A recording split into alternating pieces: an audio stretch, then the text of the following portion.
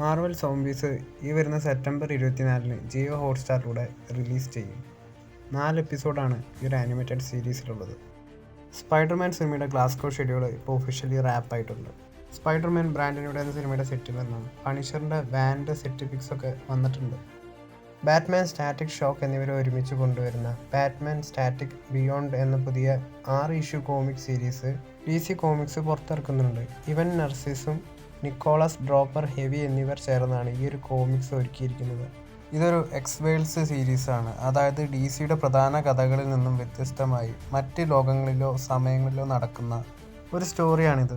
ഈ സീരീസിൻ്റെ ആദ്യ ലക്കം നവംബർ 12-നാണ് റിലീസ് ചെയ്യുന്നത്. സൂപ്പർമാൻ സിനിമ ഇന്ന് ഡിജിറ്റലി റിലീസ് ചെയ്തിട്ടുണ്ട്. ഇതുവരെ $583 മില്യൺ സൂപ്പർമാൻ സിനിമയുടെ വേൾഡ് വൈഡ് കളക്ഷൻ. സൂപ്പർമാൻ സിനിമയുടെ വേൾഡ് വൈഡ് കളക്ഷൻ $600 മില്യൺ എത്തുമെന്ന് അറിയാനായിട്ട് കാത്തിരിക്കുക. സൂപ്പർമാൻ്റെ സൂപ്പർ ഡോഗായ ക്രിപ്റ്റോൻ്റെ ഒരു ചെറിയ ഷോർട്ട് ഫിലിം സീരീസ് ഇപ്പോൾ യൂട്യൂബിൽ അവൈലബിൾ ആണ്. സൂപ്പർമാൻ സിനിമയുടെ ഡിജിറ്റൽ റിലീസിൻ്റെ ഭാഗമായാണ് ഈ ഒരു animated short film series DC release ചെയ്തിട്ടുള്ളത്. ജെയിംസ് ഗണ്ണിൻ്റെ DC യൂണിവേഴ്സിൽ സൂപ്പർമാൻ ഇനി വരുന്നത് സൂപ്പർമാൻ സാഗ എന്ന സിനിമയിലായിരിക്കുമെന്ന് ഇപ്പോൾ കൺഫേം ആയിട്ടുണ്ട്. ഈ ഒരു സിനിമയുടെ തിരക്കഥയുടെ ഫസ്റ്റ് ഡ്രാഫ്റ്റ് കഴിഞ്ഞിട്ടുണ്ട്. സിനിമയുടെ പ്രൊഡക്ഷനും ഉടനെ തുടങ്ങും. 2027 ഈ ഒരു സിനിമ റിലീസ് ചെയ്യുമെന്നാണ് റൂമേഴ്സ് വരുന്നത്. കൂടുതൽ മാർവൽ DC സിനിമകളുടെ അപ്ഡേറ്റുകൾക്കൊക്കെ ആയിട്ട് ഈ ഒരു ചാനൽ സബ്സ്ക്രൈബ് ചെയ്യുക.